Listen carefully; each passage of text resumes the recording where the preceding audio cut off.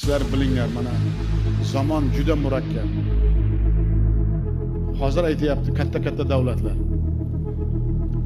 O'zbekiston san kim tomon deyapti. Bo'ldi endi. Neytral bo'lib yurishing bo'ldi. Yo bu tomonga o'tgin, yo bu tomonga o'tgin. Qattiq aytib, vakillari ham kelib, o'zlari ham shunga da'vat qilyapti.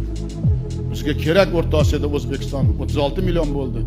3-4 yilda 40 million bo'ladi. Katta davlat bo'ladi. Kim tomonsan deyapti. Qani qanday og'ir savolga qanday javob berish kerak?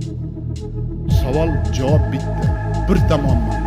Millatim, xalqim, buyuk O'zbekistonimning manfaati uchun o'lishga ham tayyorman deb javob beraman.